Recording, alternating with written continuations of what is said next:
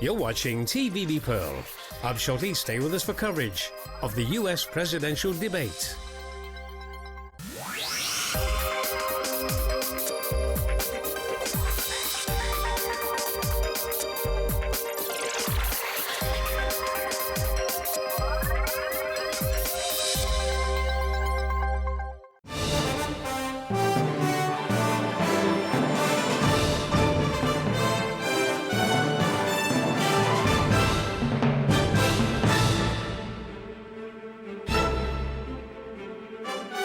Good evening from the Thomas and Mack Center at the University of Nevada, Las Vegas.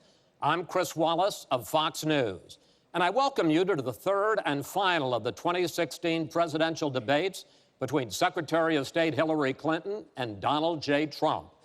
This debate is sponsored by the Commission on Presidential Debates. The commission has designed the format, 6 roughly 15-minute segments with 2-minute answers to the first question, then open discussion for the rest of each segment.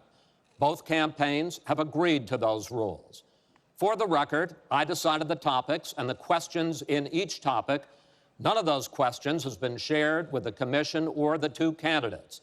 The audience here in the hall has promised to remain silent. No cheers, boos, or other interruptions so we and you can focus on what the candidates have to say. No noise except right now, as we welcome the Democratic nominee for president, Secretary Clinton, and the Republican nominee for president, Mr. Trump.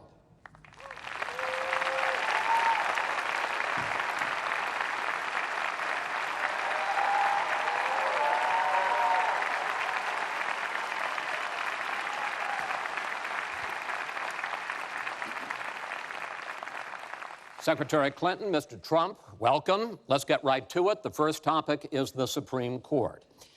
You both talked briefly about the court in the last debate, but I want to drill down on this because the next president will almost certainly have at least 1 appointment and likely or possibly 2 or 3 appointments, which means that you will, in effect, determine the balance of the court for what could be the next quarter century. First of all, where do you want to see the court take the country? And secondly, what's your view on how the Constitution should be interpreted? Do the founders' words mean what they say, or is it a living document to be applied flexibly according to changing circumstances? In this segment, Secretary Clinton, you go first. You have 2 minutes. Thank you very much, Chris, and thanks to UNLV for hosting us. You know, I think when we talk about the Supreme Court, it really raises the central issue in this election. Namely, what kind of country are we going to be? What kind of opportunities will we provide for our citizens? What kind of rights will Americans have? And I feel strongly that the Supreme Court needs to stand on the side of the American people, not on the side of the powerful, corporations, and the wealthy. For me, that means that we need a Supreme Court that will stand up on behalf of women's rights, on behalf of the rights of the LGBT community, that will stand up and say no to Citizens United, a decision that has undermined the election system in our country because of the way it permits dark, unaccountable money to come into our electoral system. I have major disagreements with my opponent about these issues and others that will be before the Supreme Court. But I feel that at this point in our country's history, it is important that we not reverse marriage equality, that we not reverse Roe v. Wade, that we stand up against Citizens United, we stand up for the rights of people in the workplace, that we stand up and basically say the Supreme Court should represent all of us. That's how I see the court, and the kind of people that I would be looking to nominate to the court would be in the great tradition of standing up to the powerful, standing up on behalf of our rights as Americans. And I look forward to having that opportunity. I would hope that the Senate would do its job and confirm the nominee that President Obama has sent to them.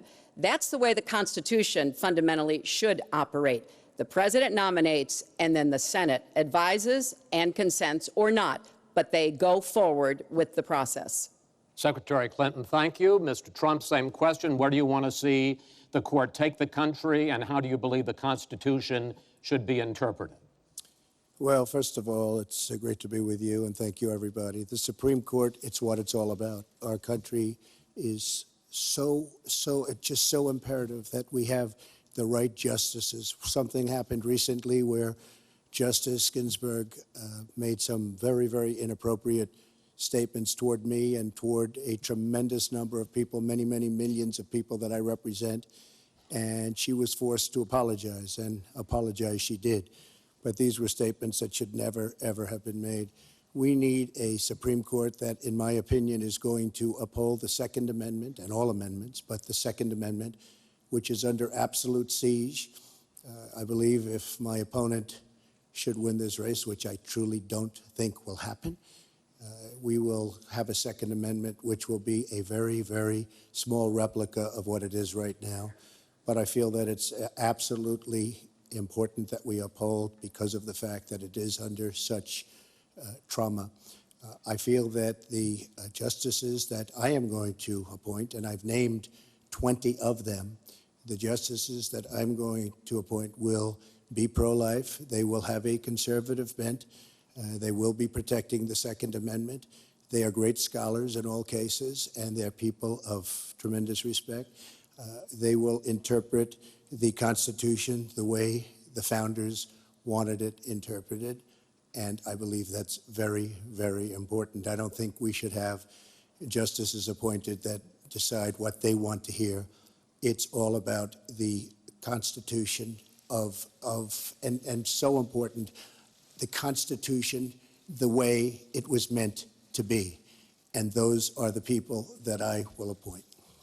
Mr. Trump, thank you. We now have about 10 minutes for an open discussion. I want to focus on two issues that, in fact, by the justices that you name, could end up changing the existing law of the land. First is one that you mentioned, Mr. Trump, and that is guns. Secretary Clinton, you said last year, and let me quote, "The Supreme Court is wrong on the Second Amendment." And now, in fact, in the 2008 Heller case, the court ruled that there is a constitutional right to bear arms, but a right that is reasonably limited. Those were the words of the judge, Antonin Scalia, who wrote the decision. What's wrong with that? Well, first of all, I support the Second Amendment. I lived in Arkansas for 18 wonderful years. I represented upstate New York. I understand and respect the tradition of gun ownership. It goes back to the founding of our country. But I also believe that there can be and must be reasonable regulation. Because I support the Second Amendment doesn't mean that I want people who shouldn't have guns to be able to threaten you, kill you or members of your family.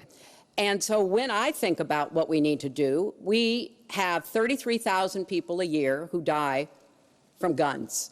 I think we need comprehensive background checks, need to close the online loophole, close the gun show loophole. There's other matters that I think are sensible, that are the kind of reforms that would make a difference, that are not in any way conflicting with the Second Amendment. You mentioned the Heller decision, and what I was saying that you referenced, Chris, was that I disagreed with the way the court applied the Second Amendment in that case, because what the District of Columbia was trying to do was to protect toddlers from guns. And so they wanted people with guns to safely store them.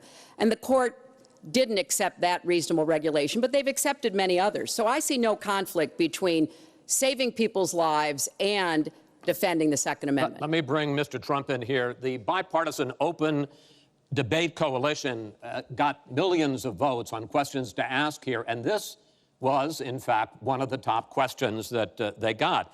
How will you ensure the Second Amendment is protected? You just heard Secretary Clinton's answer. Does she persuade you that while you may disagree on regulation, that in fact she supports a Second Amendment right to bear arms? Well, the D.C. versus Heller decision was very strongly, and she was extremely angry about it. I watched. I mean, she was very, very angry when upheld. And Justice Scalia was so involved, and it was a well-crafted decision. But Hillary was extremely upset, extremely angry, and people that believe in the Second Amendment and believe in it very strongly were very upset with what she had to say. Well, let me bring in Secretary Clinton. Were you extremely upset? Well, I was upset because, unfortunately, dozens of toddlers injure themselves, even kill people with guns, because, unfortunately, not everyone who has loaded guns in their homes takes appropriate precautions. But there's no doubt that I respect the Second Amendment, that I also believe there's an individual right to bear arms. That is not in conflict with sensible, common sense regulation. And, look, I understand that Donald's been strongly supported by the NRA. The gun lobby's on his side. They're running millions of dollars of ads against me. And I regret that, because what I would like to see is for people to come together and say, of course, we're going to protect and defend the Second Amendment, but we're going to do it in a way that tries to save some of these 33,000 lives that we lose every year. Let me bring Mr. Trump back into that, because, in fact, you oppose any limits on assault weapons, any limits on high-capacity magazines. You support a national right-to-carry law. Why, sir? Well, let me just tell you, before we go any further, in Chicago, which has the toughest gun laws in the United States, probably you could say by far, they have more gun violence than any other city. So we have the toughest laws, and you have tremendous gun violence. I am a very strong supporter of the Second Amendment, and I don't know if Hillary was saying it in a sarcastic manner, but I'm very proud to have the endorsement of the NRA, and it's the earliest endorsement they've ever given to anybody who ran for president. So I'm very honored by all of that. We are going to appoint justices. This is the best way to help the Second Amendment. We are going to appoint justices that will feel very strongly about the Second Amendment, that will not do damage to the Second Amendment.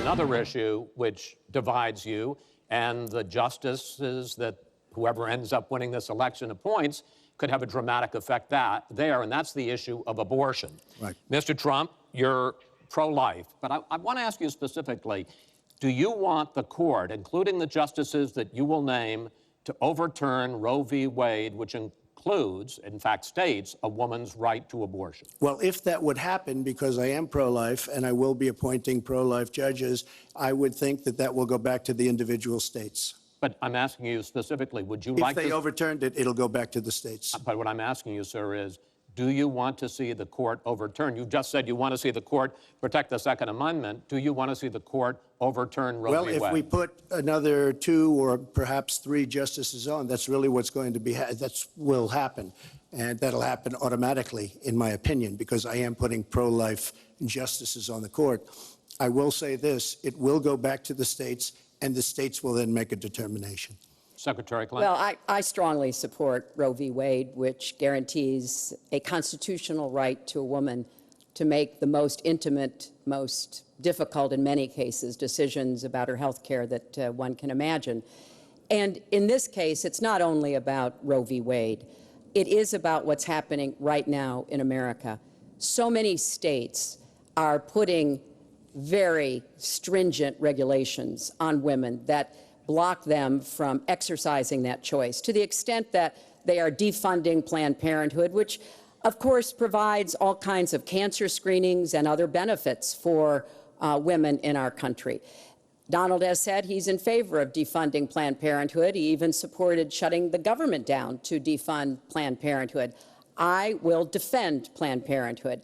I will defend Roe v. Wade, and I will defend women's rights to make their own health care decisions. And we have come too far to have that turned back now. And indeed, he said women should be punished, that there should be some form of punishment for women who obtain abortions. And I could just not be more opposed to that kind of thinking. I'm going to give you a chance to respond, but I want to ask you, Secretary Clinton, I want to explore how far you believe the right to abortion goes. You have been quoted as saying that the fetus has no constitutional rights. You also voted against a ban on late-term partial birth abortions. Why? Because Roe v. Wade very clearly sets out that there can be regulations on abortion so long as the life and the health of the mother are taken into account. And when I voted as a senator, I did not think that that was the case. The kinds of cases that fall at the end of pregnancy are often the most heartbreaking, painful decisions for families to make. I have met with women who, toward the end of their pregnancy, get the worst news one could get, that their health is in jeopardy if they continue to carry to term, or that something terrible has happened or just been discovered about the pregnancy. I do not think the United States government should be stepping in and making those most personal of decisions. So you can regulate if you are doing so with the life and the health of the mother taken into account. Mr. Trump, your reaction, and particularly on this issue of late-term partial birth Well, abortion. I think it's terrible. If you go with what Hillary is saying, in the 9th month, you can take the baby and rip the baby out of the womb of the mother just prior to the birth of the baby. Now, you can say that that's okay, and Hillary can say that that's okay, but it's not okay with me. Because based on what she's saying and based on where she's going and where she's been, you can take the baby and rip the baby out of the womb in the 9th month on the final day. And that's not acceptable. Well, that is not what happens in these cases. And using that kind of scare rhetoric is just terribly unfortunate. You should meet with some of the women that I've met with, women I've known over the course of my life. This is one of the worst possible choices that any woman and her family has to make. And I do not believe the government should be making it. You know, I've had the great honor of traveling across the world on behalf of our country. I've been to countries where governments either forced women to have abortions, like they used to do in China, or forced women to bear children, like they used to do in Romania. And I can tell you the government has no business in the decisions that women make with their families in accordance with their faith, with medical advice, and I will stand up for that right. All right. But just briefly, I want to move on to another honestly, segment. Nobody has business doing what I just said, doing that as late as 1 or 2 or 3 or 4 days prior to birth. Nobody has that. All right. Let's move on to the subject of immigration. And there is almost no issue that separates the two of you more than the issue of immigration. Actually, there are a lot of issues that separate the two of you. Mr. Trump, you want to build a wall. Secretary Clinton, you have offered no specific plan for how you want to secure our southern border. Mr. Trump, you are calling for major deportations. Secretary Clinton, you say that within your first 100 days as president, you're going to offer a package that includes a pathway to citizenship. The question really is, why are you right and your opponent wrong? Mr. Trump, you go first in this segment. You have 2 minutes. Well, first of all, she wants to give amnesty, which is a disaster and very unfair to all of the people that are waiting in line for many, many years. We need strong borders. In the audience tonight, we have 4 mothers of, I mean, these are unbelievable people that I've gotten to know over a period of years whose children have been killed, brutally killed by people that came into the country illegally. You have thousands of mothers and fathers and relatives all over the country. They're coming in illegally. Drugs are pouring in through the border. We have no country if we have no border. Hillary wants to give amnesty. She wants to have open borders. The border secure, as you know, the Border Patrol agents, 16,500 plus ICE last week, endorsed me. First time they've ever endorsed a candidate.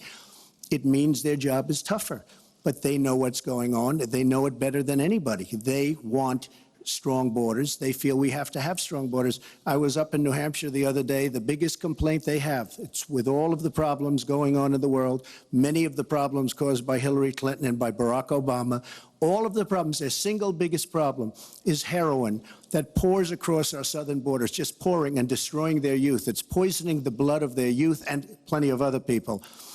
We have to have strong borders. We have to keep the drugs out of our country. Right now, we're getting the drugs, they're getting the cash. We need strong borders. We need we cannot give amnesty. Now, I want to build the wall. We need the wall. The Border Patrol, ICE, they all want the wall. We stop the drugs. We shore up the border. One of my first acts will be to get all of the drug lords, all of the bad ones. We have some bad, bad people in this country that have to go out. We're going to get them out. We're going to secure the border. And once the border is secured, at a later date, we'll make a determination as to the rest. But we have some bad hombres here, and we're going to get them out. Mr. Trump, thank you. Same question to you, Secretary Clinton. Basically, why are you right and Mr. Trump is wrong? Well, as he was talking, I was thinking about a young girl I met here in Las Vegas, Carla, who was very worried that her parents might be deported because she was born in this country, but they were not. They work hard. They do everything they can to give her a good life. And you're right. I don't want to rip families apart. I don't want to be sending parents away from children. I don't want to see the deportation force that Donald has talked about in action in our country.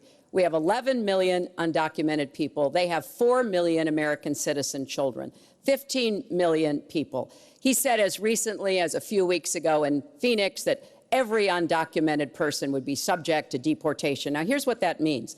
It means you would have to have a massive law enforcement presence, where law enforcement officers would be going school to school, home to home, business to business, rounding up people who are undocumented. And we would then have to put them on trains, on buses to get them out of our country. I think that is an idea that is not in keeping with who we are as a nation. I think it's an idea that would rip our country apart. I have been for border security for years. I voted for border security in the United States Senate. And my comprehensive immigration reform plan, of course, includes border security. But I want to put our resources where I think they're most needed, getting rid of any violent person, anybody who should be deported, we should deport them. When it comes to the wall that Donald talks about building, he went to Mexico. He had a meeting with the Mexican president, didn't even raise it. He choked. And then got into a Twitter war because the Mexican president said, we're not paying for that wall. So I think we are both a nation of immigrants and we are a nation of laws, and that we can act accordingly. And that's why I'm introducing comprehensive immigration reform within the first 100 days with a path to citizenship. Thank you.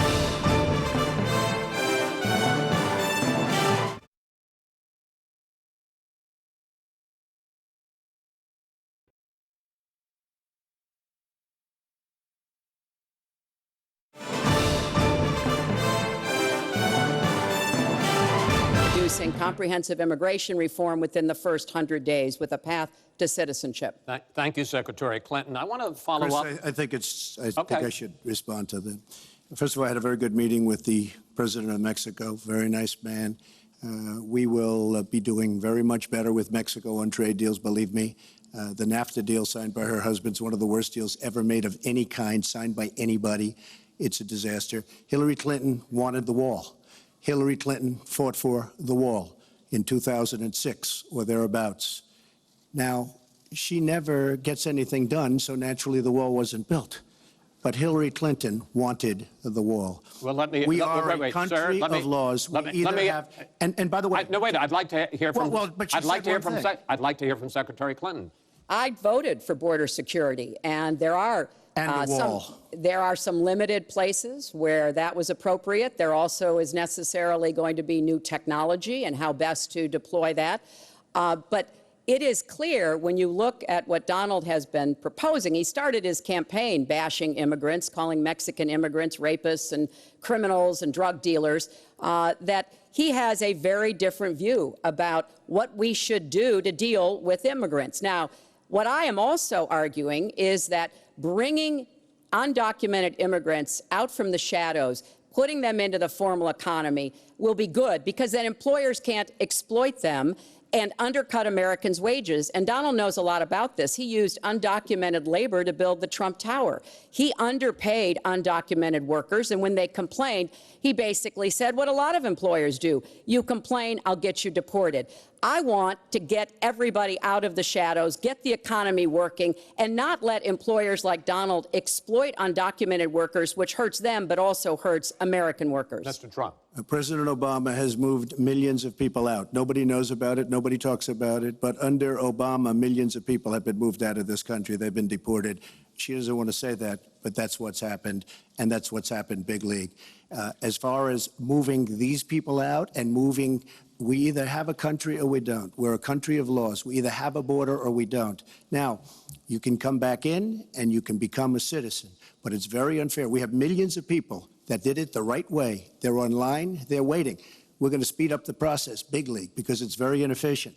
But they're online and they're waiting to become citizens. Very unfair that somebody runs across the border, becomes a citizen. Under her plan, you have open borders. You would have a disaster on trade, and you will have a disaster with your open borders. But what she doesn't say is that President Obama has deported millions and millions of people just the way it is. Secretary Clinton, I want to... We will not have open borders. Well, let me that is a rank mischaracterization. Secretary Clinton. We will have secure borders, but we will also have reform. And this used to be a bipartisan issue. Ronald Reagan was the last president to sign immigration reform, and George W. Bush supported it as well. Secretary Clinton, I want to clear up your position on this issue because in a speech you gave to a Brazilian bank for which you were paid $225,000, we've learned from the WikiLeaks that you said this, and I want to quote, "My dream is a hemispheric common market with open trade and open borders." So that's the question. That's the question. Please quiet, everybody. Is that your dream, open borders? Well, if you went on to read the rest of the sentence, I was talking about energy. You know, we trade more energy with our neighbors than we trade with the rest of the world combined. And I do want us to have an electric grid, an energy system that crosses borders. I think that will be a great benefit to us. But you are very clearly quoting from WikiLeaks, and what's really important about WikiLeaks is that the Russian government has engaged in espionage against Americans. They have hacked American websites, American accounts of private people, of institutions. Then they have given that information to WikiLeaks for the purpose of putting it on the internet. This has come from the highest levels of the Russian government, clearly from Putin himself, in an effort, as 17 of our intelligence agencies have confirmed, to influence our election. So I actually think the most important question of this evening, Chris, is finally, will Donald Trump admit and condemn that the Russians are doing this and make it clear that he will not have the help of Putin in this election, that he rejects Russian espionage against Americans, which he actually encouraged in the past. Those are the questions we need answered. We've never had anything like this happen in any of our elections before. That was a great pivot off the fact that she wants open borders, okay? How did we get onto Putin? Hold on. No. Wait. Hold on, folks, because this is going to end up getting out of control. Let's try to keep it quiet for the candidates and for the American people. So just to finish on the borders. Yes. She wants open borders. People are going to pour into our country. People are going to come in from Syria. She wants 550% more people than Barack Obama. And he has thousands and thousands of people. They have no idea where they come from. And you see, we are going to stop radical Islamic terrorism in this country. She won't even mention the words, and neither will President Obama. So I just want to tell you, she wants open borders. Now we can talk about Putin. I don't know Putin. He said nice things about me. If we got along well, that would be good. If Russia and the United States got along well and went after ISIS, that would be good. He has no respect for her. He has no respect for our president. And I'll tell you what, we're in very serious trouble because we have a country with tremendous numbers of nuclear warheads, 1,800, by the way, where they expanded and we didn't. 1,800 nuclear warheads. And she's playing chicken.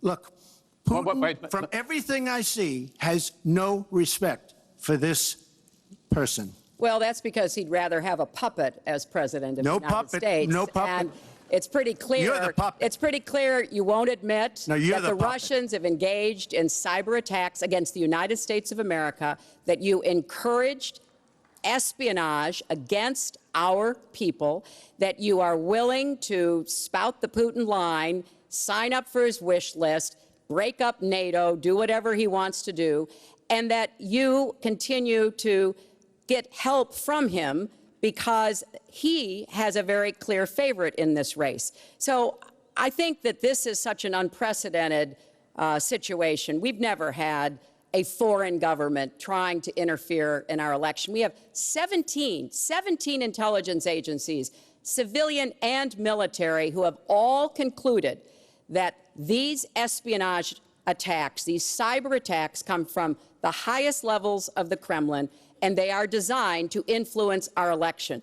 I find that deeply disturbing, Secretary and Clinton, I think it's She time has no that you idea take a whether it's stand, Russia, because China, or anybody else. I am not quoting she has myself. No idea. I am quoting Hillary, you 17, have no idea. 17 intelligence. Do you doubt 17 Our military country has and no idea. civilian agencies? Well, Yeah, I he'd doubt rather it. I believe doubt it. Vladimir Putin than the military and civilian intelligence professionals who are sworn to protect us. I find that just absolutely She doesn't frightening. like Mr. Trump- Putin because Putin Mr. has outsmarted her at every Mr. step Trump, of the way. Excuse me.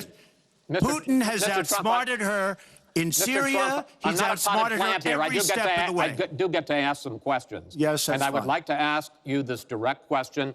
The top national security officials of this country do believe that Russia has been behind these hacks. Even if you don't know for sure whether they are, do you condemn any interference by Russia in the American election? By Russia or anybody else. You condemn their interference? Of course I condemn. Of course I can. I don't know Putin. I have I'm no not idea. asking you. I'm asking I you, do never you met condemn? Putin. This is not my best friend. But if the United States got along with Russia, wouldn't be so bad. Let me tell you, Putin has outsmarted her and Obama at every single step of the way. Whether it's Syria, no, you name it, missiles. Take a look at the startup that they signed. The Russians have said, according to many, many reports, I can't believe they allowed us to do this. They create warheads and we can't. The Russians can't believe it. She has been outsmarted by Putin, and all you have to do is look at the Middle East. They've taken over. We've spent $6 trillion. They've taken over the Middle East. She has been outsmarted and outplayed worse than anybody I've ever seen in any government whatsoever. We're a long way away from immigration, but I'm going to let you finish this topic. Well, You got about 45 seconds. Yeah, And she always will be. I find it ironic that he's raising nuclear weapons. This is a person who has been very cavalier, even casual, about the use of nuclear weapons. He's advocated more countries getting them, Japan, Korea, even Saudi Arabia. He's said, well, if we have them, why don't we use them, which I think is terrifying. But here's the deal. The bottom line on nuclear weapons is that when the president gives the order, it must be followed. There's about 4 minutes between the order being given and the people responsible for launching nuclear weapons to do so. And that's why 10 people who have had that awesome responsibility have come out and in an unprecedented way said they would not trust Donald Trump with the nuclear codes or to have his finger on the nuclear button. I have 200 generals and admirals, 21 endorsing me, 21 Congressional Medal of Honor recipients. As far as Japan and other countries, we are being ripped off by everybody in the world. We're defending other countries. We are spending a fortune doing it. They have the bargain of the century.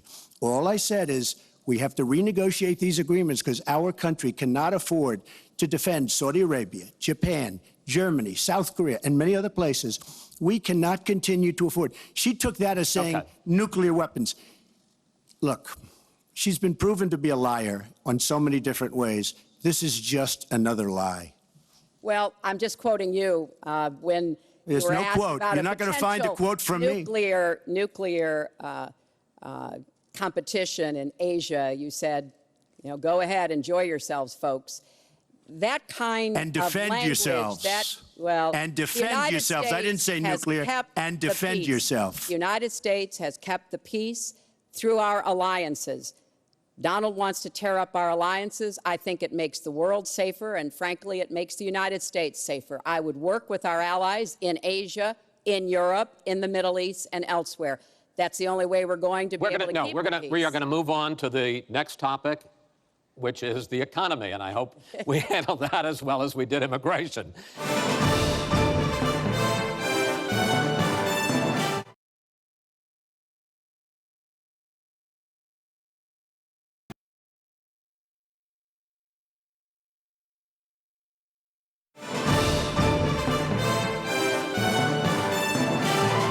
The next topic, which is the economy, and I hope we handle that as well as we did immigration.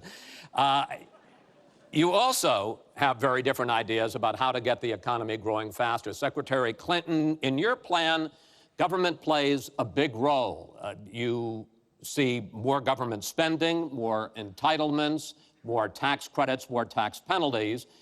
Mr. Trump, you want to get government out with lower taxes and less regulation. Yes. We're going to drill down into this a little bit more, but in this overview, please explain to me why you believe that your plan will create more jobs and growth for this country and your opponent's plan will not. In this round, you go first, Secretary Clinton. Well, I think when the middle class thrives, America thrives. And so my plan is based on growing the economy, giving middle class families many more opportunities.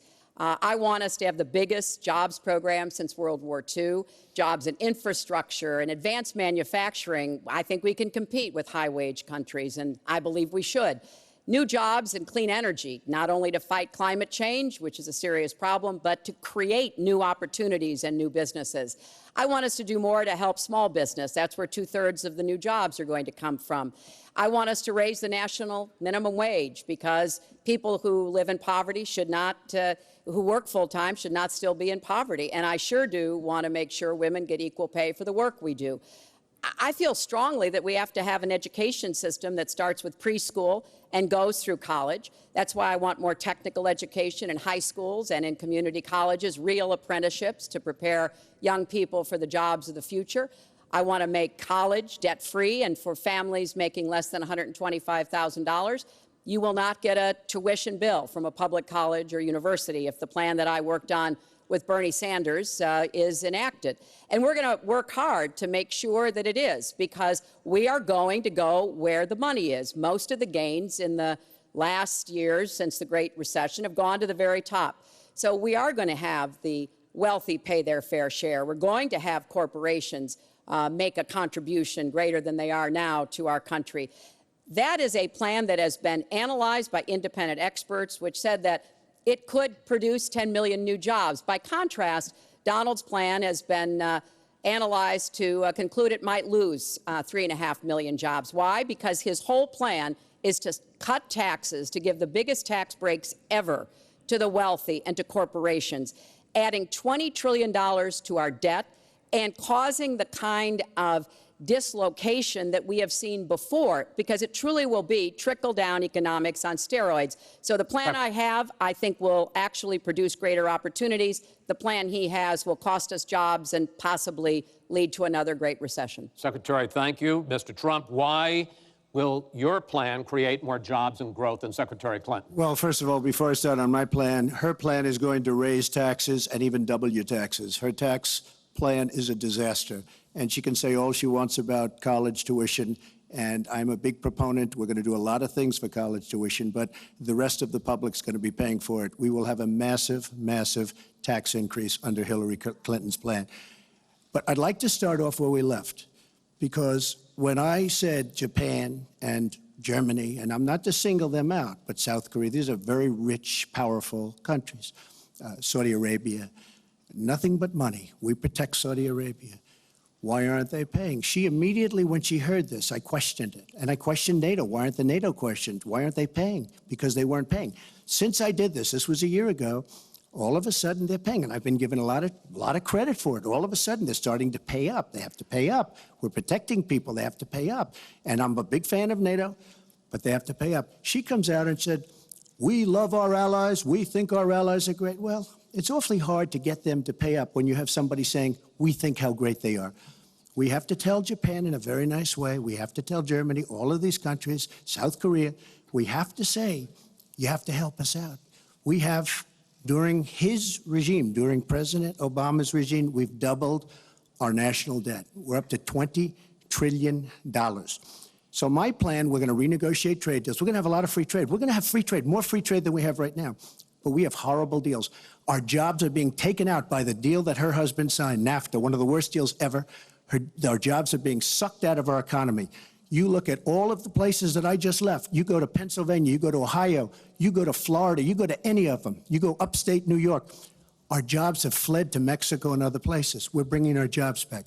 I am going to renegotiate NAFTA. And if I can't make a great deal, then we're going to terminate NAFTA and we're going to create new deals. We're going to have trade, but we're going to terminate it. We're going to make a great trade deal. And if we can't, we're going to do it. We're going to go a separate way because it has been a disaster. We are going to cut taxes massively. We're going to cut business taxes massively. They're going to start hiring people. We're going to bring the $2.5 trillion that's offshore back into the country. We are going to start the engine rolling again because right now our country is dying at 1% GDP. Well, let me translate that if I can, Chris, because you can't. The fact is he's going to advocate for the largest tax cuts we've ever seen, 3 times more than the tax cuts under the Bush administration. I have said repeatedly throughout this campaign, I will not raise taxes on anyone making $250,000 or less. I also will not add a penny to the debt. I have costed out what I'm going to do. He will, through his massive tax cuts, add $20 trillion to the debt. Well, he mentioned the debt. We know how to get control of the debt. When my husband was president, we went from a $300 billion deficit to a $200 billion surplus, and we were actually on the path to eliminating the national debt. When President Obama came into office, he inherited the worst economic disaster since the Great Depression.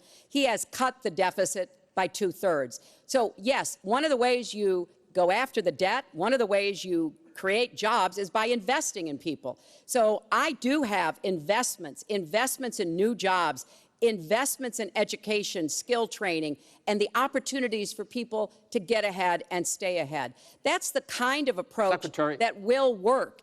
Cutting taxes on the wealthy, we've tried that. It has not worked the way that it has been promised. Secretary Clinton, I want to pursue your plan because in many ways it is similar to the Obama stimulus plan in 2009, which has led to the slowest GDP growth since 1949. Correct. Thank you, sir. You told me in July when we spoke that the problem is that President Obama didn't get to do enough in what he was trying to do with this stimulus. So is your plan basically even more of the Obama stimulus? Well, it's a combination, Chris. And let me say that when you inherit the level of economic catastrophe that President Obama inherited, it was a real touch-and-go situation. I was in the Senate before I became Secretary of State. I've never seen people as physically distraught as the Bush administration team was because of what was happening to the economy. I personally believe that the steps that President Obama took saved the economy. He doesn't get the credit he deserves for taking some very hard positions. But it was a terrible recession. So now we've dug ourselves out of it. We're standing, but we're not yet running.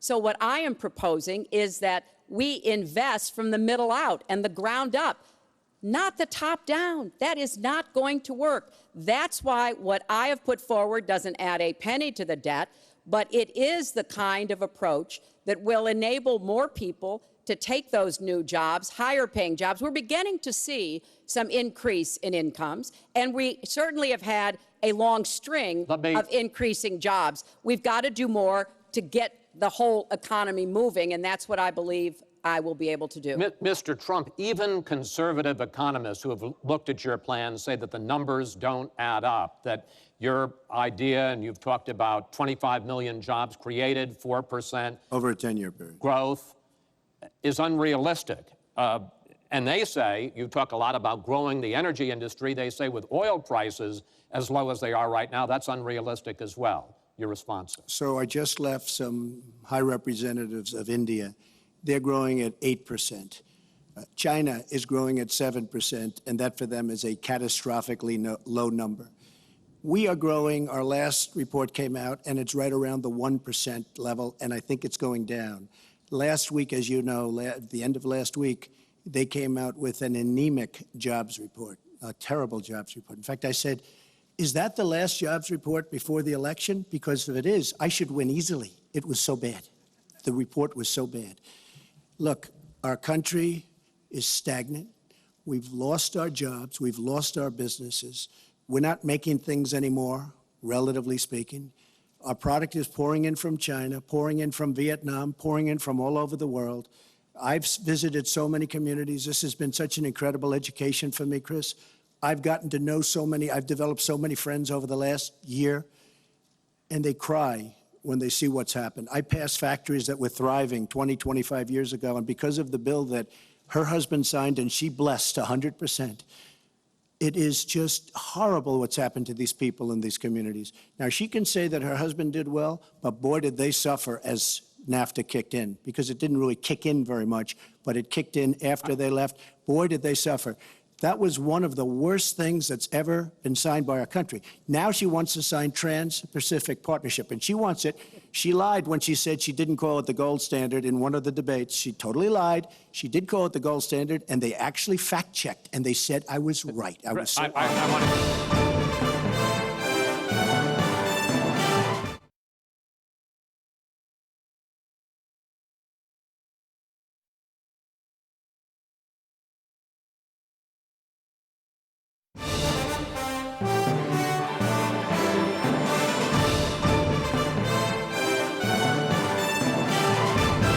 She lied when she said she didn't call it the gold standard in one of the debates. She totally lied. She did call it the gold standard, and they actually fact-checked, and they said I was right. I was so honored. I want to give you a chance to briefly speak to that, and then I want to pivot to 1/6 And that of the will be as economy, bad as NAFTA. which is Obamacare. But go ahead, Well, briefly. First, let me say, number one, when I saw the final agreement for TPP, I said I was against it. It didn't meet my tests. I've had the same tests. Does it create jobs, raise incomes, and further our national security? I'm against it now. I'll be against it after the election. I'll be against it when I'm president. There's only one of us on this stage who's actually shipped jobs to Mexico, because that's Donald. He's shipped jobs to 12 countries, including Mexico. But he mentioned China. And, you know, one of the biggest problems we have with China is the illegal dumping of steel and aluminum into our markets. I have fought against that as a senator. I've stood up against it as Secretary of State. Donald has bought Chinese steel and aluminum. In fact, the Trump hotel right here in Las Vegas was made with Chinese steel. So he goes around with crocodile tears about how terrible it is, but he has given jobs to Chinese steel workers, not American steel workers. Mr. Trump? That's the kind of approach that is just not going to work. We're going to pull the country together. We're going to have trade agreements that we enforce. That's why I'm going to have a trade prosecutor for the first time in history. And we're going to enforce those agreements. And we're going to look for businesses to help us by buying American products. Go ahead, I Mr. ask Trump. a simple question. She's been doing this for 30 years. Why the hell didn't you do it over the last 15, 20 years? You know, were I very voted- much involved. Excuse me, my turn. You were very much involved in every aspect of this country, very much. And you do have experience. I'd say the one thing you have over me is experience, but it's bad experience, because what you've done has turned out badly. For 30 years, you've been in a position to help. And if you say that I use steel or I use something else, I make it impossible for me to do that. I wouldn't mind. The problem is you talk, but you don't get anything done, Hillary. You don't. Just like when you ran the State Department, $6 billion was missing. How do you miss $6 billion? You ran the State Department. $6 billion was either stolen, they don't know. It's gone. $6 billion. If you become president, this country is going to be in some mess, believe me. Well, first of all, what he just said about the State Department is not only untrue, it's been debunked numerous times. But I think it's really an important issue. He raised the 30 years of experience. So let me just talk briefly about that. You know, back in the 1970s, I worked for the Children's Defense Fund, and I was taking on discrimination against African-American kids in schools. He was getting sued by the Justice Department for racial discrimination in his apartment buildings. In the 1980s, I was working to reform the schools in Arkansas. He was borrowing $14 million from his father to start his businesses. In the 1990s, I went to Beijing, and I said women's rights are human rights. he insulted a former Miss Universe, Alicia Machado, called her an eating machine. And on the day when I was in the Situation Room monitoring the raid that brought Osama bin Laden to justice, he was hosting the Celebrity Apprentice. So I'm happy to compare my 30 years of experience, what I've done for this country, trying to help in every way I could, especially kids and families, get ahead and stay ahead, with your 30 years, and I'll let the American people make that decision. Well, I think I did a much better job. I built a massive company, a great company, some of the greatest assets anywhere in the world, worth many, many billions of dollars. I started with a $1 million loan. I agree with that. It's a $1 million loan, but I built a phenomenal company. And if we could run our country the way I've run my company, we would have a country that you would be so proud of. You would even be proud of it. And frankly, when you look at her real record, take a look at Syria, take a look at the migration, take a look at Libya, take a look at Iraq. She gave us ISIS because her and Obama created this huge vacuum. And a small group came out of that huge vacuum because we should have never been in Iraq, but once we were there, we should have never got out the way they wanted to get out. She gave us ISIS as sure as you are sitting there. And what happened is now ISIS is in 32 countries. And now I listen how she's going to get rid of ISIS. She's going to get rid of nobody. All right, we are going to get to foreign hotspots in a few moments, but the next segment is fitness to be president of the United States. Mr. Trump, at the last debate, you said your talk about grabbing women was just that, talk, and that you'd never actually done it. And since then, as we all know, 9 women have come forward and said that you either groped them or kissed them without their consent. Why would so many different women from so many different circumstances over so many different years, why would they all in this last couple of weeks make up, you deny this, why would they all make up these stories? And since this is a question for both of you, Secretary Clinton, Mr. Trump says what your husband did and that you defended was even worse. Mr. Trump, you go first. Well, first of all, those stories have been largely debunked. Those people, I don't know those people. I have a feeling how they came. I believe it was her campaign that did it. Just like if you look at what came out today on the clips, where I was wondering what happened with my rally in Chicago and other rallies where we had such violence. She's the one in Obama that caused the violence. They hired people, they paid them $1,500, and they're on tape saying, be violent, cause fights, do bad things. I would say the only way, because those stories are all totally false, I have to say that. And I didn't even apologize to my wife, who's sitting right here, because I didn't do anything. I didn't know any of these women. I didn't see these women. These women, the woman on the plane, the woman, I think they want either fame or her campaign did it. And I think it's her campaign, because when I saw what they did, which is a criminal act, by the way, where they're telling people to go out and start fistfights and start violence. And I'll tell you what, in particular in Chicago, people were hurt and people could have been killed in that riot. And that was now all on tape, started by her. I believe, Chris, that she got these people to step forward.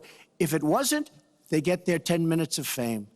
But they were all totally, it was all fiction. It was lies and it was fiction. Well, Secretary Clinton. At the last debate, we heard Donald talking about what he did to women. And after that, a number of women have come forward saying that's exactly what he did to them. Now, what was his response? Well, he held a number of big rallies where he said that he could not possibly have done those things to those women because they were not attractive enough for I did not them say to be that. assaulted. I did not say that. In fact, he went on to say... Her 2 minutes, sir, her 2 minutes. But did not say that. It's her 2 minutes. He went on to say, look at her. I don't think so. About another woman, he said, that wouldn't be my first choice. He attacked the woman reporter writing the story, called her disgusting, as he has called a number of women during this campaign. You know, Donald thinks belittling women makes him bigger. He goes after their dignity, their self-worth, and I don't think there is a woman anywhere who doesn't know what that feels like. So we now know what Donald thinks and what he says and how he acts toward women. That's who Donald is. I think it's really up to all of us to demonstrate who we are and who our country is, and to stand up and be very clear about what we expect from our next president, how we want to bring our country together, where we don't want to have the kind of pitting of people one against the other, where instead we celebrate our diversity, we lift people up, and we make our country even greater. America is great because America is good. And it really is up to all of us to make that true now and in the future, and particularly for our children and our grandchildren. Mr. Trump. Nobody has more respect for women than I do. Nobody. Nobody has more respect. Please, everybody. And frankly, those stories have been largely debunked. And I really want to just talk about something slightly different. She mentions this, which is all fiction, all fictionalized, probably or possibly started by her and her very sleazy campaign. But I will tell you, what isn't fictionalized are her emails, where she destroyed 33,000 emails criminally, after getting a subpoena from the United States Congress. What happened to the FBI? I don't know. We have a great general, four-star general, today, you read it in all the papers, going to potentially serve 5 years in jail for lying to the FBI. One lie. She's lied hundreds of times to the people, to Congress, and to the FBI. He's going to probably go to jail. This is a four-star general, and she gets away with it, and she can run for the presidency of the United States. That's really what you should be talking about, not fiction, where somebody wants fame or where they come out of her crooked campaign. Secretary Clinton. Well, every time Donald is pushed on something which is obviously uncomfortable, like what these women are saying, he immediately goes to denying responsibility. And it's not just about women. He never apologizes or says he's sorry for anything. So we know what he has said and what he's done to women. But he also went after a disabled reporter, mocked and mimicked him on national television. He went after Mr. and Mrs. Khan, the parents of a young man who died serving our country, a Gold Star family because of their religion. He went after John McCain, a prisoner of war, said he prefers people who aren't captured. He went after a federal judge, born in Indiana, but who Donald said couldn't be trusted to try the fraud and racketeering case against Trump University because his parents were Mexican. So it's not one thing. This is a pattern of divisiveness, of a very dark and in many ways dangerous vision of our country, where he incites violence, where he applauds people who are pushing and pulling and punching at his rallies. That is not who America is. And I hope that as we move in the last weeks of this campaign, more and more people will understand what's at stake in this election. It really does come down to what kind of country we are going to have. So sad when she talks about violence at my rallies, and she caused the violence. It's on tape. The other things are false, but honestly, I'd love to talk about getting rid of ISIS, and I'd love to talk about other things. Okay. But those other charges, as she knows, are false.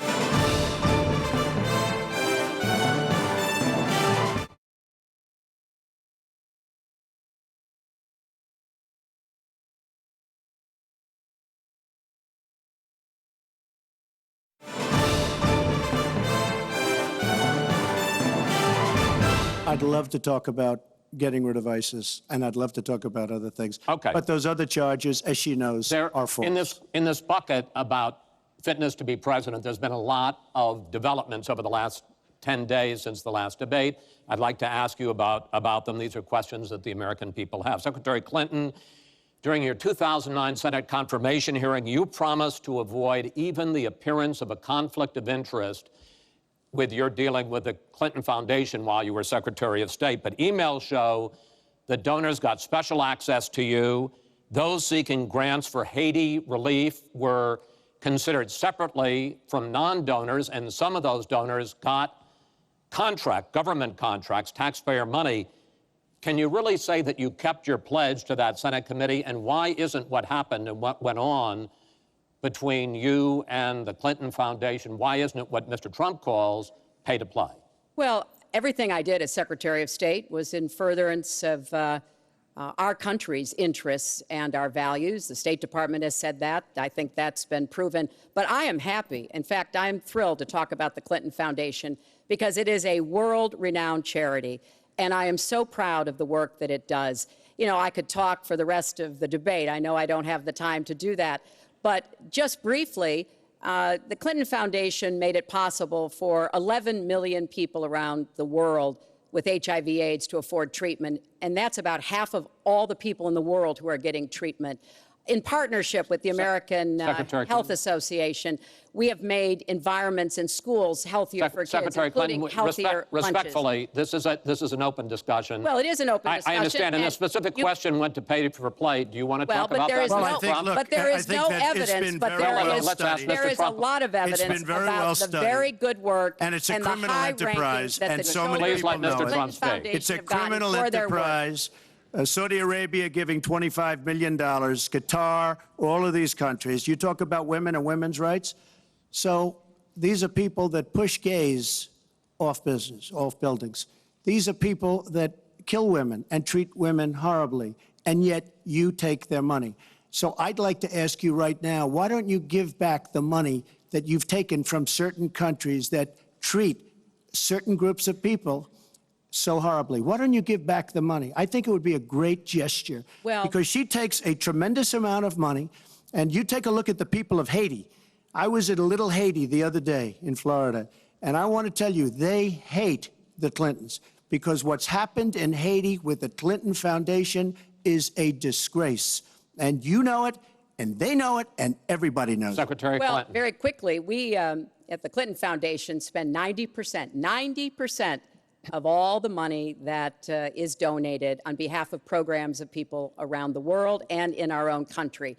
I'm very proud of that. We have the highest rating from the watchdogs that follow foundations, and I'd be happy to compare what we do with the Trump Foundation, which took money from other people and bought a 6-foot portrait of Donald. I mean, who does that? It just was astonishing. But when it comes to Haiti, Haiti is the poorest country in our hemisphere. The earthquake and the hurricanes, it has devastated Haiti. Bill and I have been involved in trying to help Haiti for many years. The Clinton Foundation raised $30 million to help Haiti after the catastrophic earthquake and all of the terrible problems the people there had. We've done things to help small businesses, agriculture, and so much else. And we're going to keep working to help Haiti because it's an important part of the American They don't want you to help them anymore. I'd like to mention one thing. Trump Foundation, small foundation. People contribute. I contribute. The money goes 100% goes to different charities, including a lot of military.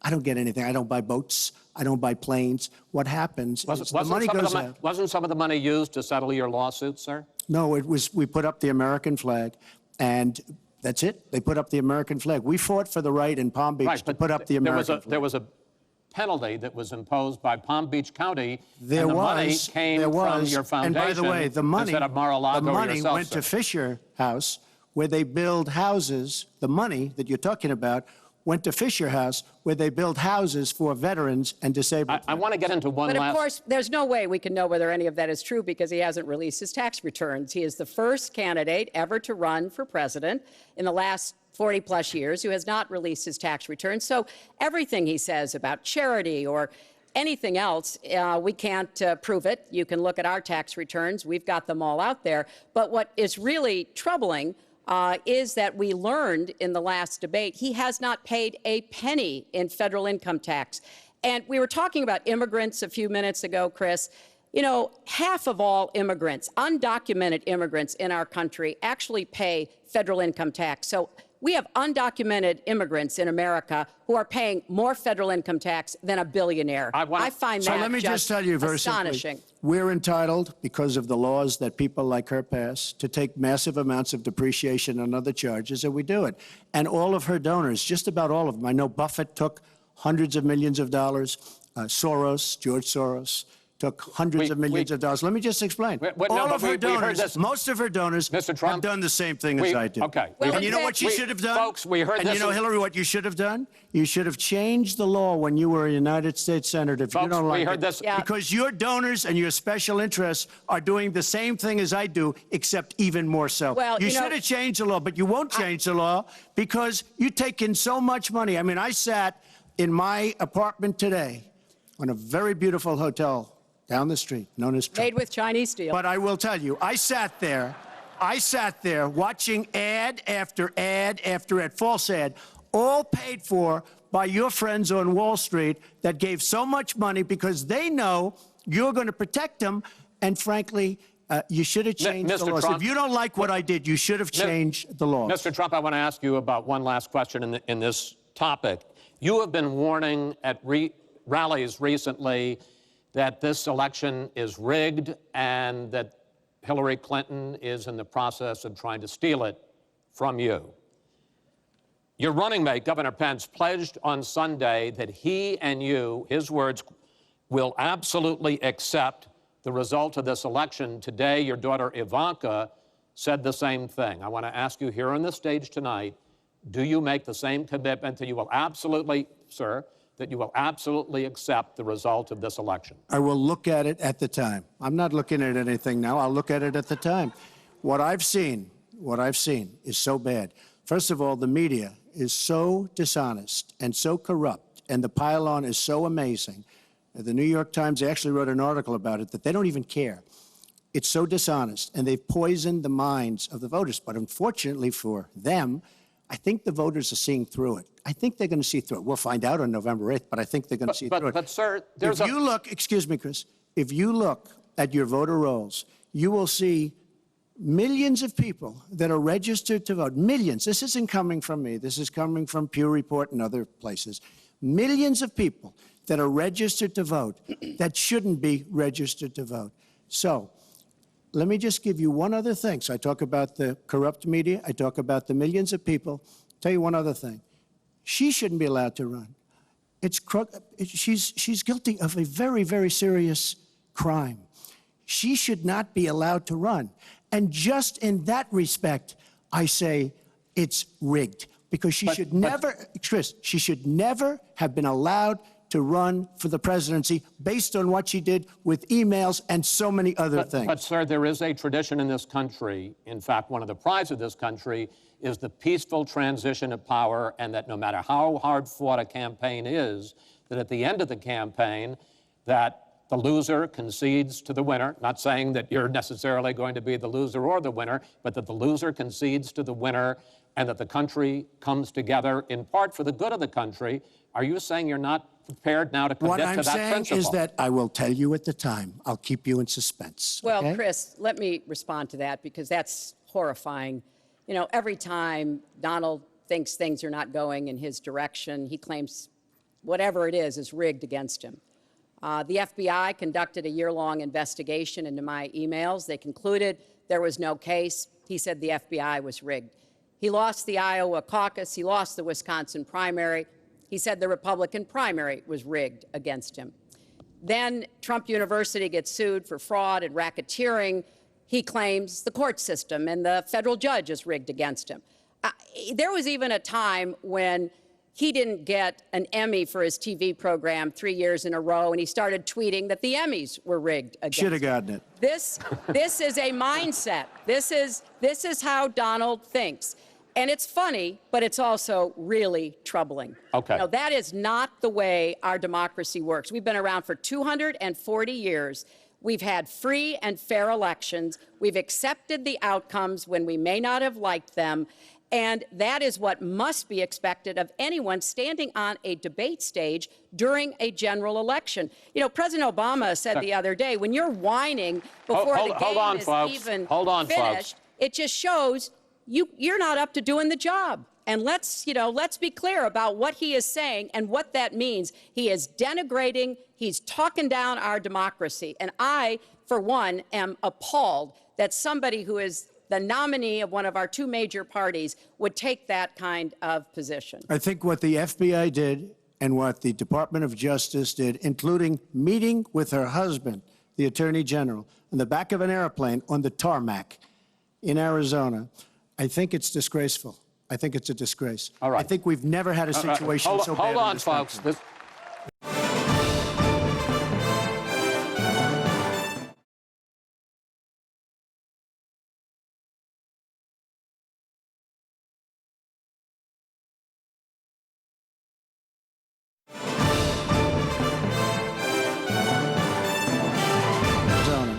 I think it's disgraceful. I think it's a disgrace. All right. I think we've never had a situation so bad. Hold on, in this folks. country. This doesn't do any good for anyone. Let's please continue the debate, and let's move on to the subject of foreign hotspots. The Iraqi offensive to take back Mosul has begun.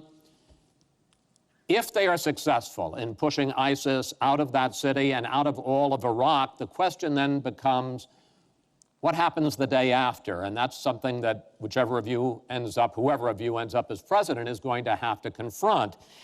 Will you put U.S. troops into that vacuum to make sure that ISIS doesn't come back or isn't replaced by something even worse? Secretary Clinton, you go first in this segment. You have 2 minutes. Well, I am encouraged that there is an effort led by the Iraqi army, supported by Kurdish forces, and also given the help and advice from the number of special forces and other Americans on the ground. But I will not support putting American soldiers into Iraq as an occupying force. I don't think that is in our interests, and I don't think that would be smart to do. In fact, Chris, I think that would be a big red flag waving for ISIS to reconstitute itself. The goal here is to take back Mosul. It's going to be a hard fight. I've got no illusions about that. And then continue to press into Syria to begin to take back and move on Raqqa, which is the ISIS headquarters.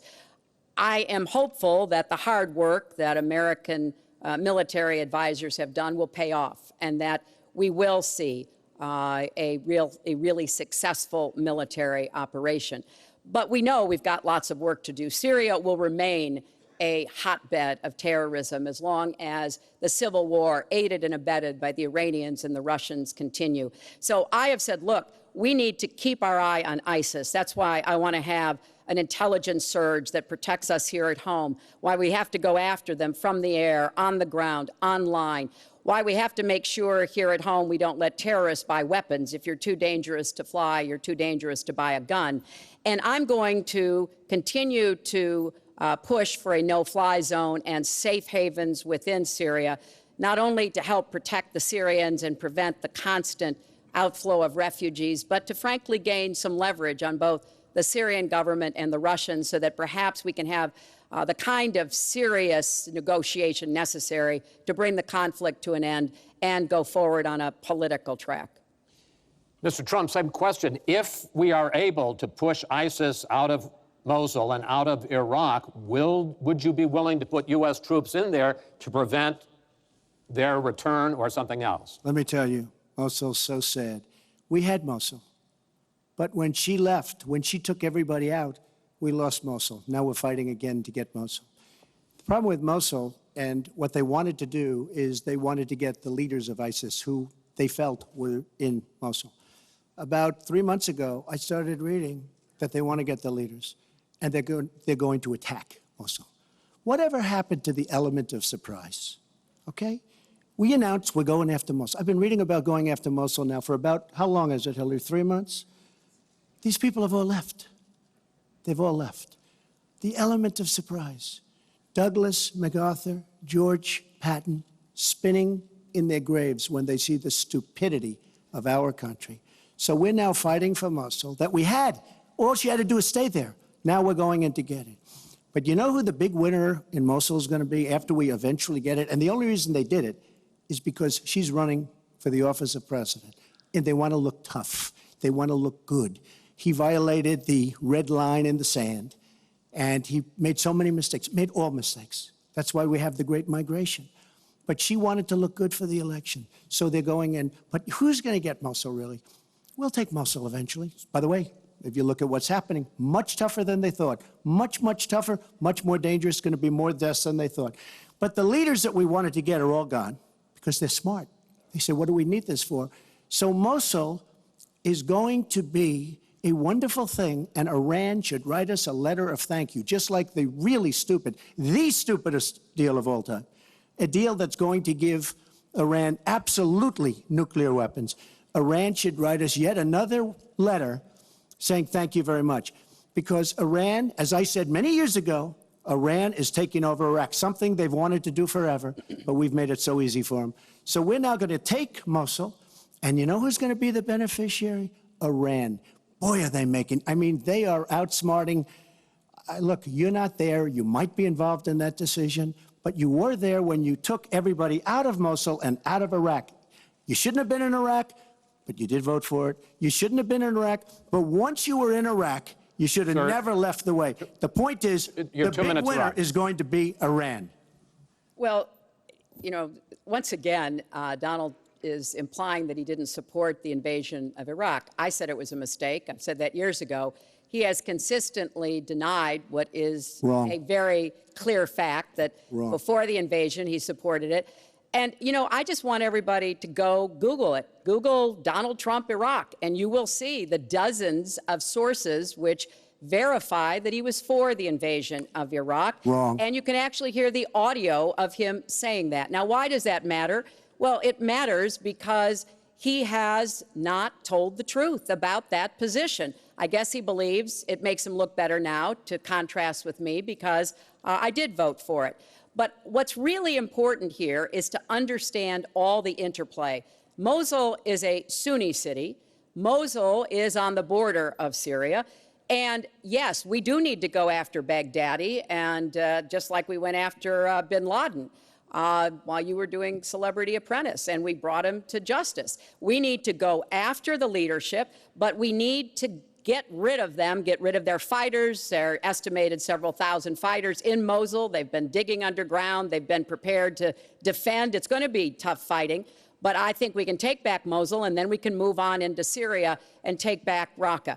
This is what we have to do. I'm just amazed that he seems to think that the Iraqi government and our allies and everybody else launched the attack on Mosul to help me in this election. But that's how Donald thinks, you know. He always is looking for some Chris, we don't gain anything. He has all these Iran is taking over Iraq. Secretary Clinton. Iran is taking over Iraq. We don't gain Secretary Clinton. We would have gained if they did it by surprise. Wait. Secretary Clinton, it's an open discussion. We would have gained if they did it by surprise. Secretary, please let Mr. Trump speak. He's unfit, and he proves it every time he You are talks. the one that's unfit. You know, WikiLeaks just actually came out. John Podesta said some horrible things about you, and boy, was he right. He said some beauties. And you know, Bernie Sanders, he said you have bad judgment. You do. And if you think that going into Mosul, after we let the world know we're going in, and all of the people that we really wanted, the leaders, they're all gone. If you think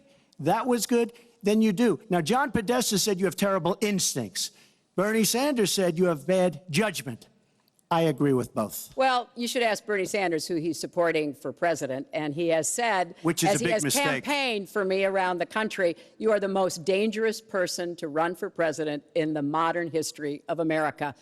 I think he's right. Let's turn to Aleppo.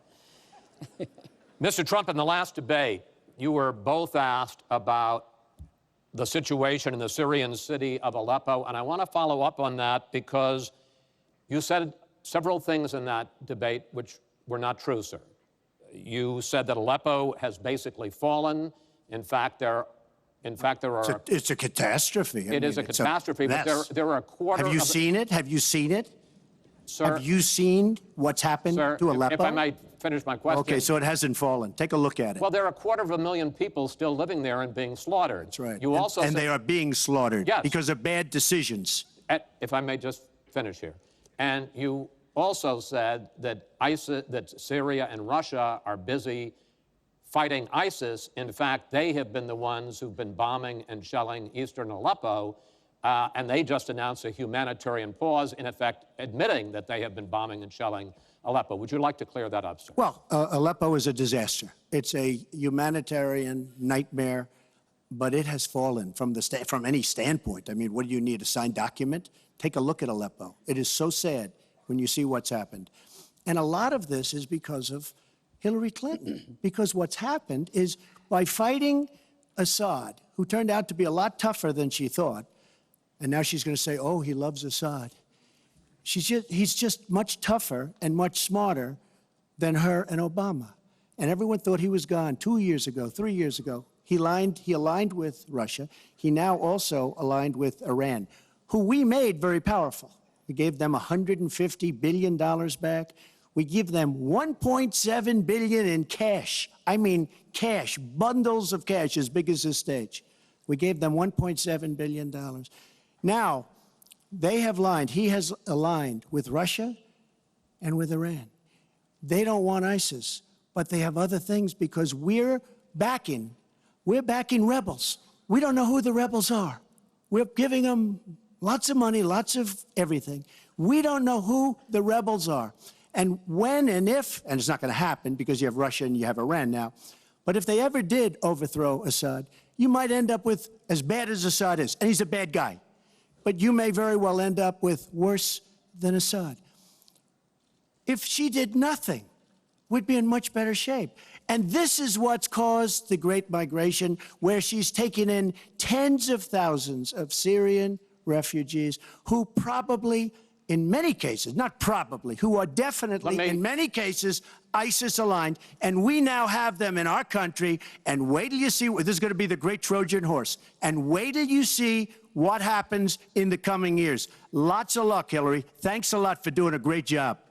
Secretary Clinton, you have talked about, and in the last debate and again today, that you would impose a no-fly zone to try to protect the people of Aleppo and to stop the killing there. President Obama has refused to do that because he fears it's going to draw us closer or deeper into the conflict. And General Joseph Dunford, the chairman of the Joint Chiefs of Staff, says, you impose a no-fly zone, chances are you're going to get into a war, his words, with Syria and Russia. So the question I have is, if you impose a no-fly zone, first of all, how do you respond to their concerns? Secondly, if you impose a no-fly zone and a Russian plane violates that, does President Clinton shoot that plane down? Well, Chris, first of all, I think a no-fly zone could save lives and could hasten the end of the conflict. I am well aware of the really legitimate concerns that you have expressed from both the president and the general. This would not be done just on the first day. This would take a lot of negotiation. It would also take making it clear to the Russians and the Syrians that our purpose here was to provide safe zones on the ground. We've had millions of people leave Syria, and those millions of people inside Syria who've been dislocated. So I think we could strike a deal and make it very clear to the Russians and the Syrians that this was something that we believed was in the best interests of the people on the ground in Syria. It would help us with our fight against ISIS. But I want to respond to what Donald said about refugees. He's made these claims repeatedly. I am not going to let anyone into this country who is not vetted, who we do not have confidence in, but I am not going to slam the door on women and children. That picture of that little 4-year-old boy in Aleppo with the blood coming down his face while he sat in an ambulance is haunting. And so we are going to do very careful, thorough vetting. That does not solve our internal challenges with ISIS and our need to stop radicalization, to work with American Muslim communities who are on the front lines to identify and prevent attacks. In fact, the killer of the dozens of people at the nightclub in Orlando, the Pulse nightclub, was born in Queens, the same place Donald was born. So let's be clear about what the threat is and how we are best going to be able to meet it. And yes, some of that threat emanates from over in Syria and Iraq, and we've got to keep fighting, and I will defeat ISIS. And some of it is we have to up our game and be much smarter here at home.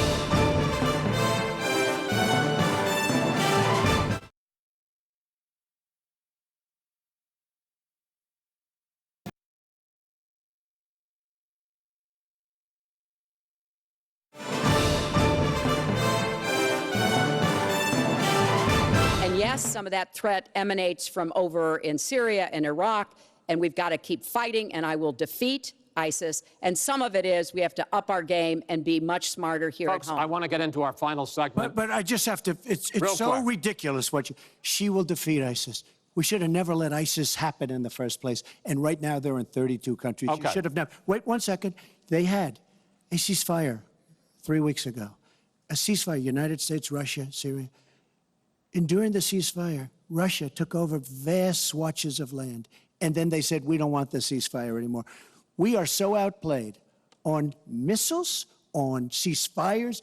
They are outplayed. Now, she wasn't there. I assume she had nothing to do with it. But our country is so outplayed by Putin and Assad and, by the way, and by Iran. Nobody can believe how stupid our leadership is. Mr. Trump, Secretary Clinton, no, we need to move on to our final segment, and that is the national debt, which has not been discussed until tonight. Our national debt as a share of the economy, our GDP, is now 77%. That's the highest since just after World War II. But the Nonpartisan Committee for a Responsible Federal Budget says, Secretary Clinton, under your plan, debt would rise to 86% of GDP over the next 10 years. Mr. Trump, under your plan, they say it would rise to 105% of GDP over the next 10 years. Question is, why are both of you ignoring this problem?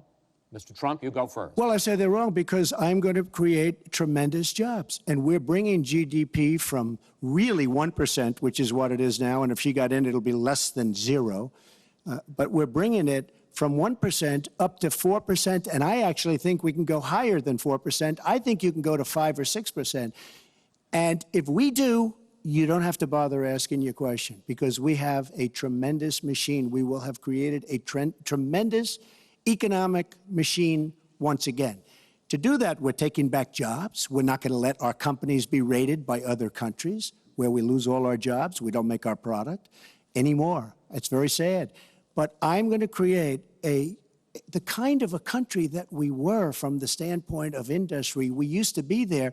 We've given it up. We've become very, very sloppy. We've had people that are political hacks making the biggest deals in the world, bigger than companies. You take these big companies, these trade deals are far bigger than these companies. And yet we don't use our great leaders, many of whom back me and many of whom back Hillary, I must say.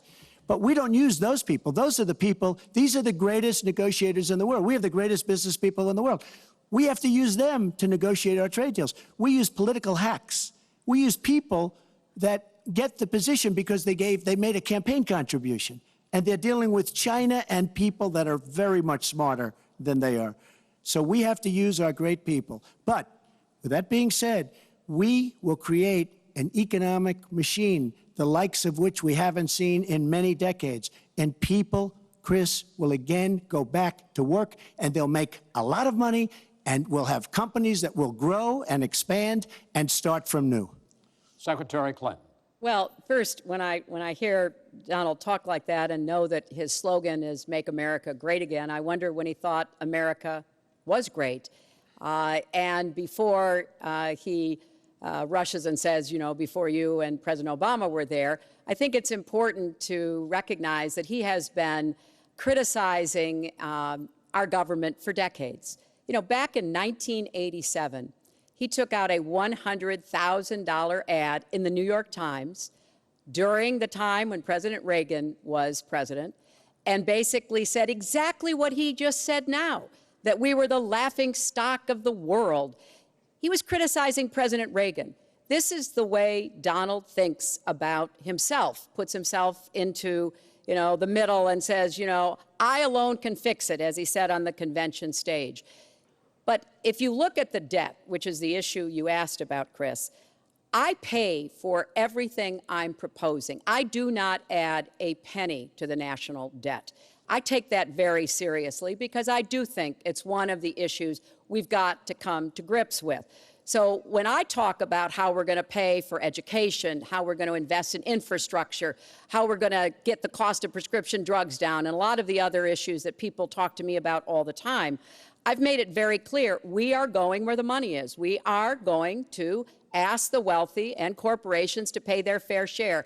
And there is no evidence whatsoever that will slow down or diminish our growth. In fact, I think just the opposite. We'll have what economists call middle-out growth. We've got to get back to rebuilding the middle class, the families of America. That's where growth will come from. That's why I want to invest in you. I want to invest in your family. And I think that's the smartest way to grow the economy, to make the economy fairer.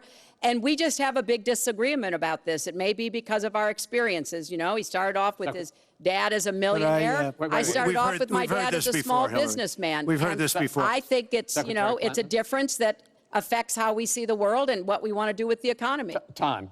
Thank you, Hillary. Could I just respond? Well, no. Because sir, I did we're running out of disagree with time. Ronald Reagan very strongly on trade. I disagreed with him. We should have been much tougher on trade even then. I've been waiting for years. Nobody does it right. And frankly, now we're going to do it right. All right.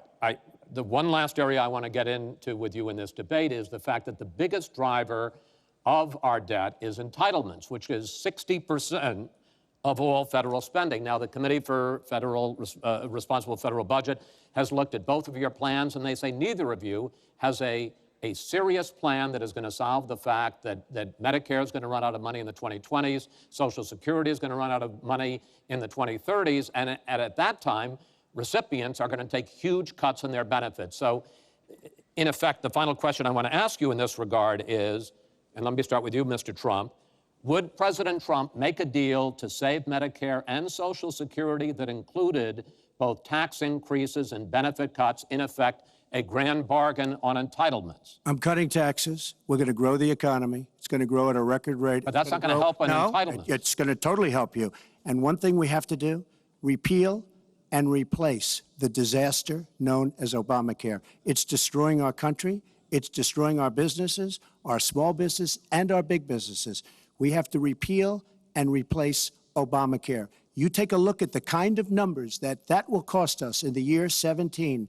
It is a disaster if we don't repeal and replace. Now, it's probably going to die of its own weight, but Obamacare has to go. The premiums are going up 60, 70, 80%. Next year, they're going to go up over 100%.